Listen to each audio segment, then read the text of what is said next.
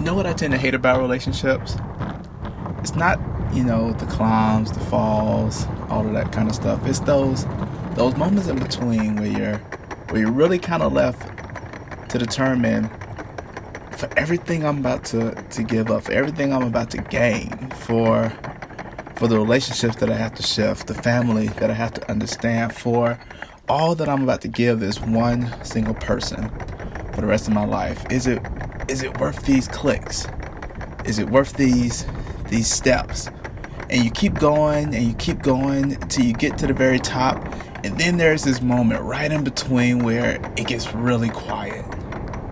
And you have to decide at that moment, like right then, am I ready for this? Like, we're speaking of past relationships, whatever a problem is, if it's happened in the past, you know what I'm saying? We can't live in the future, we can't live in the past. Only thing we can live in is now. That's the best thing that you can do. It's a book I read by Eckhart Tolle, Power of Now. I don't know if you guys read it, but if you can stay in this mindset of now, then you can create your future. You can disrupt your past by erasing it, but keeping the now, that relationship that you had, it can become stronger, it can be destroyed, or you can make it better. Like everything you have now, any problem you have, if you're allergic, if you have a certain allergy as a kid, you know what I'm saying? Like, you're your own doctor, you're your own healer. Anything you think you are now, then you'll be that tomorrow. So as soon as you wake up tomorrow, it is what you woke up as this morning. Because every morning you wake up, you have a chance to recreate. So if you can recreate, then you can resolve your issue that you had then and create better for your future. I feel like you gotta kind of change your perspective on it.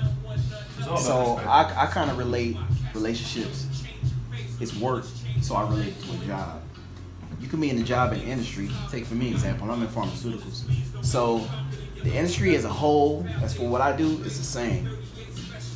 But different companies have different policies. So you could say a relationship is the same, but different women that you're with have different things about them that you have to recognize. So you could say, for instance, that, okay, something that you did or a policy that you use for one company, you can't take it to the next because they have different things that they do as far as their standard operating practices that they use. So you have to actually just kind of open your mind and listen. Actively listen. Not just listen for a response or be stuck in your ways. Actively listen to each relationship. Treat it as its own and learn from it, and then apply yourself. But you don't learn that until you mess up a couple times. Until you mess up. You gotta mess up. You gotta mess up. Well, I think the biggest issue that we need to realize right here in this situation when it comes to relationships, it's all about communications. I know we're all talking about perspectives and things like that, but what are some ways that as men, as black men in general, what are some ways that we can have this communication where it's open, that way we're understanding her and that way that she's understanding us as well? What are some things that we do? You can be as direct with her as you are with your homeboys.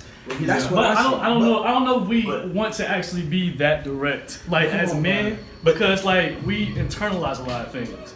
Yeah. And like we say, okay, I can try to figure this out by myself first, and then I will like go to her and say, okay, let me get your input. But they don't. So they want to give you their. You can't take a day though. Well, let me say this right now. Let me say this right now. You're not gonna listen. We're all working professionals here, and if we're all talking to that special someone, they're also working professionals as well. You know, they may be a nurse working third shift, we may be working first shift, so our schedules are kind of all over the place. And you may, live in the state, she may live out of state, so there's a lot of variables here. So I think one of the things that I've read is that when you're working on a relationship or if you're in a relationship, it's always good to kind of regroup every so often, whether that's like the end of that day or even the next day. Just talk to them, see how the day is going, how is your day going, what happened at work, that type of stuff. Let that special person know that you still care for them and that you're listening and that you're open as well. So. But I think, as far as communication is concerned, we communicate differently, but you got to recognize that. So as men, we're like, okay, get to the point, let me know what's up, maybe we can fix it. Women are more expressive. They want to get to the point, but they also want to talk about that point.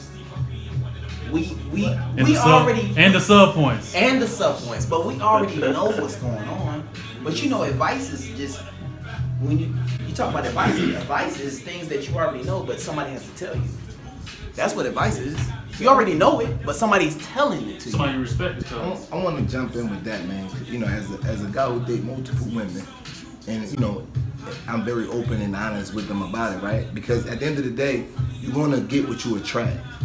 You see what I'm saying? So, you know, I can't expect from the female what I don't expect from myself. Right. You see what I'm saying? So, at this particular point in my life, I was in a relationship for 8 years, right? And then I had to realize that I was only subscribing to what I thought, you know what I'm saying, a relationship was based on. I had no knowledge of myself.